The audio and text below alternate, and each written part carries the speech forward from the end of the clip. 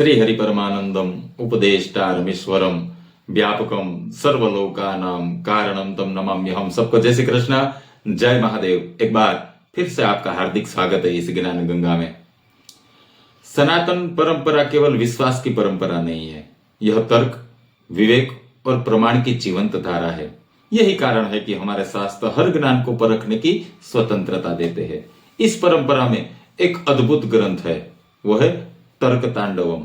जी हाँ, आज हम जिस ग्रंथ का दर्शन कर रहे हैं वो है तर्क तांडवम। श्री व्यास तीर्थ विरचित यह ग्रंथ है और विद्याधीश स्नातक संस्कृत शोध केंद्र बेंगलोर से प्रकाशित हुआ यह ग्रंथ है। यह ग्रंथ हमें सिखाता है कि ज्ञान को सत्य सिद्ध करने के लिए किसी बाह्य प्रमाण की आवश्यकता नहीं होती, क्योंकि यथार्थ ज्ञान स्वयं अपना प्रमाण होता है। आइए सनातन परंपरा की इस तर्कमय यात्रा का आरंभ करें और देखते हैं कि इसके विषय सूची में हमें क्या क्या प्राप्त होता है। सबसे पहले आता है मंगलाचरण। मंगलाचरण केवल ईश्वर वंदना नहीं है, बल्कि यह पूरे ग्रंथ की दार्शनिक दिशा निर्धारित करता है। यह लेखक यह संदेश देते हैं कि यह ग्रंथ आगम पर नहीं, श्रद्धा पर नहीं, बल्कि प्रमाण, तर्क और विश्लेषण पर आधारित है। मंगलाचरण में ही स्पष्ट हो जाता है कि आगे चलकर प्रामाण्य का प्रश्न केवल भौतिक नहीं, बल्कि ज्ञान सिद्धि का मूलाधार बनेगा। फिर आता है प्रामाण्य वादानुक्रमणिका। यह पूरा खंड एक ही मूल प्रश्न के इर्द गिर्द घूमता है। ज्ञान सत्य कैसे माना जाए? क्या उसके लिए दूसरे प्रमाण की आवश्यकता है, या वह स्वयं ही अपने सत्य को प्रकट करता है? फिर आता है स्वमते ज्ञप्तो। यह ग्रंथ का मुख्य सिद्धांत प्रतिपादित होता है। प्रत्येक यथार्थ ज्ञान अपने साथ अपना प्रामाण्य भी लाता है। यथार्थ ज्ञान उसका सत्यत्व अलग अलग नहीं है। फिर आता है प्रथम स्वत स्व निरक्ति। इस भाग में लेखक अनवस्था दोष के माध्यम से सिद्ध करता है कि यहां कहा जाएगा कि पहले ज्ञान होता है, फिर दूसरा ज्ञान उसके सत्य को प्रमाणित करता है, तो उस दूसरे ज्ञान को सिद्ध करने के लिए तीसरा ज्ञान चाहिए और यह क्रम अनंत हो जाएगा। अतः ज्ञान को सत्य मानने के लिए बाह्य प्रमाण की आवश्यकता नहीं है। फिर आता है द्वितीय। यहां यह सिद्ध कहा गया है कि जब हम यह घट है ऐसा जानते हैं, उसी क्षण हम उसे सत्य भी मान लेते हैं।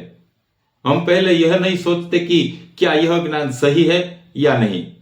इससे सिद्ध होता है कि प्रामाण्य ज्ञान का अनुगामी नहीं, सजात है। फिर आता है तृतीय। यहां प्रवृत्ति सामर्थ्य का तर्क दिया गया है। सत्य ज्ञान की क्रिया के लिए प्रेरित करता है, असत्य ज्ञान या संशय क्रिया को रोकता है। यदि ज्ञान में स्वतः प्रमाण न हो तो कोई भी कर्म कभी सुनिश्चित रूप से नहीं किया जा सकता। फिर आता है निरुक्ति त्रयस्य। यह भाग अत्यंत महत्वपूर्ण है। यहां तीनों निरुक्तियों को जोड़कर यह सिद्ध किया गया है कि स्वतः प्रामाण्यवाद न केवल अनुभव सिद्ध है, बल्कि तर्क सिद्ध और व्यावहारिक सिद्धि भी है। फिर आता है परोक्त। अब ग्रंथ प्रतिपक्ष में जाता है। यहां अन्य दर्शनों द्वारा बताया गया स्वतः प्रमाण के अर्थों का खंडन किया गया है। फिर आता है प्रथम निरुक्ति खंडम। यहां कहा गया है कि कुछ मत ऐसे कहते हैं कि ज्ञान सत्य है क्योंकि वह बाधित नहीं हुआ। लेखक बताते हैं कि बाधा तो बाद में आती है, पर ज्ञान का सत्यत्व पहले ही मान लिया जाता है, इसलिए यह व्याख्या अपर्याप्त है। फिर आता है द्वितीय।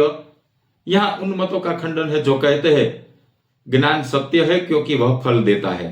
लेखक यहां स्पष्ट कहते हैं कि फल तो बाद में आता है, ज्ञान का प्रामाण्य उससे पहले ही स्वीकार कर लिया जाता है। फिर आता है तृतीय खंडन। यहां दोष बताया गया है कि कुछ मत ज्ञान और प्रमेय में भेद नहीं कर पाते, इससे तर्क भ्रांति उत्पन्न होती है। फिर आता है चतुर्थ निरुक्ति खंडनम। यह भाग समेकित खंडन है। यहां सिद्ध किया गया है कि प्रतिपक्ष सभी व्याख्या या तो अपूर्ण है या तर्क दोष से युक्त है। यहां पूरा इसका विवरण हमें यहां प्राप्त होता है। फिर आता है प्रामाण्य सत्वत। अब लेखक अनुमान द्वारा स्वतः प्रामाण्य सिद्ध करते हैं। फिर आता है प्रयमानुमान कथनम। यहां मूल अनुमान है। जो ज्ञान अवश्य प्रवृत्ति उत्पन्न करता है वह स्वयं को सत्य रूप में प्रकट करता है। फिर आता है अनुमान चतुष्टय कथनम। 4 अलग अलग अनुमानों द्वारा यह दिखाया गया है कि ज्ञान का प्रामाण्य न इंद्रियों पर निर्भर है, न स्मृति पर, न परवाक्यों पर। फिर आता है सुखानुभव विषयक। यह अत्यंत सूक्ष्म दार्शनिक भाग है। सुख दुख पीड़ा जैसे अनुभव स्वयं अपने सत्य को होने का बोध कराते हैं।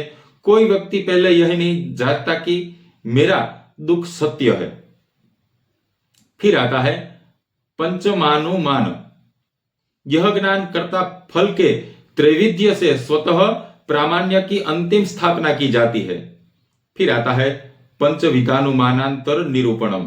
अंतिम भाग में सभी संभावित आपत्तियों का समाधान कर यह निष्कर्ष दिया जाता है। फिर आता है ज्ञान का प्रामाण्य स्वयं ज्ञान में निहित है।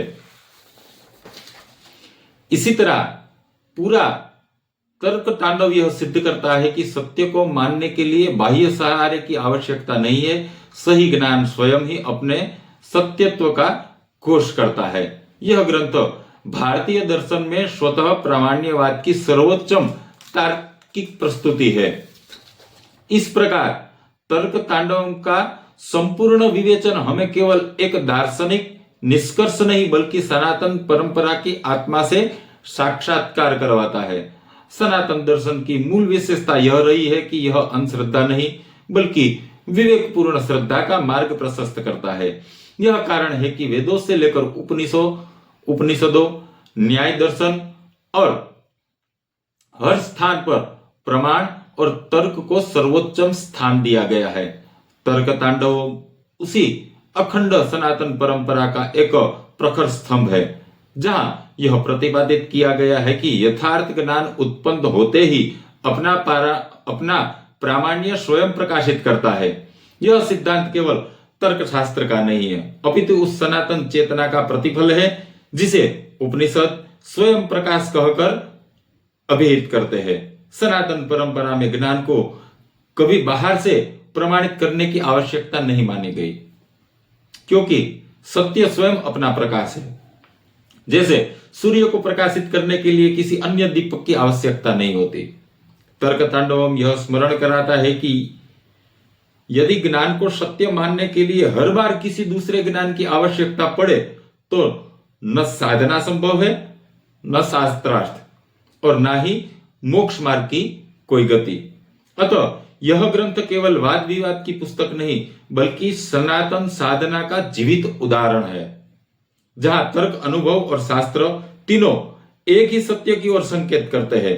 जो सनातन प्रेमी धर्म को केवल परंपरा नहीं बल्कि बोध और विवेक का मार्ग मानते हैं, उसके लिए तर्क तांडवम निश्चित ही एक पाथेय ग्रंथ है। ऐसे 200 से 65 अलग अलग विषय दिए गए हैं जो अपने आप में बहुत ही अद्भुत है। अगर आप भी यह ग्रंथ पढ़ना चाहते हैं तो स्क्रीन पर दिए गए नंबर पर आप मैसेज कर सकते हैं। यह ग्रंथ आपको पीडीएफ के रूप में प्राप्त हो जाएगा। इसी भाव के साथ सनातन ज्ञान परंपरा के प्रति कृतज्ञता रखते हुए तर्क और सत्य की इस दिव्य यात्रा को यही विराम देते हैं। तब तक के लिए सबको जय श्री कृष्ण, जय महादेव।